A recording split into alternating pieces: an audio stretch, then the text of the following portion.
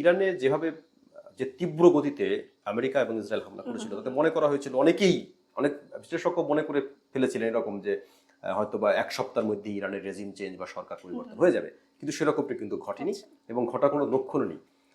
বরং আমেরিকা তার হামলার মাত্রা কিন্তু বাড়াচ্ছে এবং ইরানকে তারা যেভাবে বলেছিল ধ্বংস করে দিবে সেরকমটি করতে পারছে আমরা দেখতে পাচ্ছি ইরানও পাল্টা হ্যাঁ, প্রায় প্রতিদিনই তারা মিসাইল ছুটছে এবং আপনার সঙ্গে যখন কথা বলছি তার ঘন্টা তিনেক আগেও ইসরায়েলের তেল আবিবে দাউ দাউ করে আগুন জ্বলছিল, কারণ ইরান মিসাইল ছুটছে এবং এখন যে মিসাইলগুলো ছুটছে সেগুলো একটু ভারী বড় ধরনের এবং তারা বলছে তারা 1 টনের নিচে এখন আর কোনো মিসাইল ছুটবে না, মানে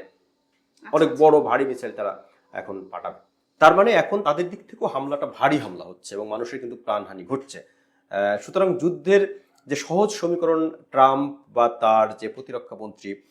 পিট হেগসেথ করেছিলেন সেরকম কোনো সমীকরণই তাদের মেলেনি, মানে হিসাবটা উল্টো হয়ে গেছে তাদের জন্য। এখন পরিস্থিতি এমন হচ্ছে,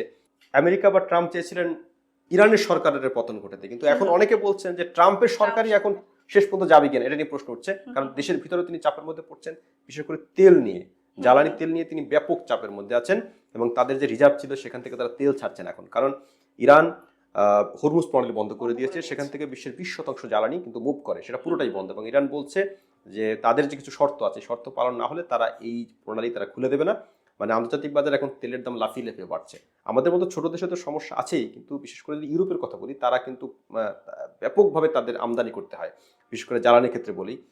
রাশিয়া থেকে তারা জ্বালানি আমদানি করে, গ্যাস আমদানি করে বিশেষভাবে, এবং রাশিয়ার ইউক্রেন যখন যুদ্ধ হলো তখন তারা চেষ্টা করেছিল মধ্যপ্রাচ্য থেকে এই গ্যাসটা নেওয়া যায় কিনা, কাতার থেকে নেওয়া যায় কিনা, সেরকম চুক্তিও তারা করেছে দীর্ঘমেয়াদী, কিন্তু এখন দেখা যাচ্ছে সেই কাতারই বিপদে আছে, কারণ হরমুজ প্রণালী বন্ধ, সে সঙ্গে পুরো মিলতে যুদ্ধ চলছে। তার মানে ইউরোপ কিন্তু এইখানে যতই মুখে মুখে বলুক যে তারা কিন্তু বেশ চাপে আছে, বিশেষ করে জ্বালানির ক্ষেত্রে, কারণ তাদের জ্বালানি ব্যাপকভাবে তারা আমদানি নির্ভর এবং জ্বালানি এবং এসব দেশ কিন্তু শীত প্রধান, তাদের প্রচুর জ্বালানির প্রয়োজন হয়। ইন্ডাস্ট্রির বাইরেও তাদের মানে দৈনন্দিন জীবনযাত্রা সেখানে তাদের একেবারে স্থবির হয়ে যাবে যদি জ্বালানিতে বড় ধরনের কোনো সংকট তৈরি হয়। সুতরাং ইউরোপ চাপে আছে এবং ইউরোপ সে কারণেই এবার ট্রাম্পকে তার এই যে ইরান হামলায় খুব একটা সমর্থন দেয়নি, এক ধরনের প্রচ্ছন্ন সমর্থন দিয়েছে, তীব্র সমর্থন দেয়নি। বরাবর যেটা দেখা যায় যে ট্রাম্প বা আমেরিকা যখন আমেরিকার কথা বলি আমরা, যে যখন কোনো দেশে হামলা চালায় তখন ইউরোপ কিন্তু ঝাঁপিয়ে পড়ে আমেরিকার পক্ষে, কিন্তু এবার সেরকমটি ঘটেনি, কারণ তাদেরও একটা হিসাব নিকাশ আছে যে পরিস্থিতি আসলে সব দিক থেকে বন্ধ, একদিকে রাশিয়ার যুদ্ধ চলছে আরেকদিকে মধ্যপ্রাচ্য যুদ্ধ চলছে, জ্বালানির যে বাজার এটা নিয়ে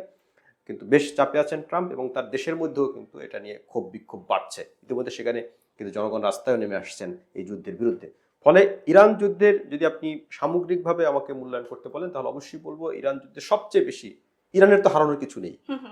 তার উপর হামলা করেই দেওয়া হয়েছে এবং রেজিম চেঞ্জ এখনো হয়নি, হওয়ার কোনো লক্ষণও নেই, বরং ইরানের নেতারা তারা রাজপথে নেমে এখন জনগণের সঙ্গে মিছিল করছেন। মানে এই একদিকে ইরানের উপর ইসরায়েল এবং আমেরিকার মিসাইল বোমা পড়ছে, অন্যদিকে সে দেশের নেতারা কিন্তু প্রকাশ্যেই আছেন, তারা এমন লুকিয়ে আছেন এমনও না। ফলে ট্রাম্পের জন্য একটা বড় চ্যালেঞ্জের এবং দিন শেষে এটা তাকে বেশ ভোগাবে এবং এখন তো খুব জোরে সোরে আলোচিত হচ্ছে যে ট্রাম্প শেষ পর্যন্ত তার মেয়াদ পূর্ণ করতে পারবেন কিনা, এবং আমার একটা ব্যক্তিগত ধারণা যে এটা খুবই কঠিন হবে এবং আমি খুবই অবাক হব ট্রাম্প যদি তার মেয়াদের শেষটা পূরণ করতে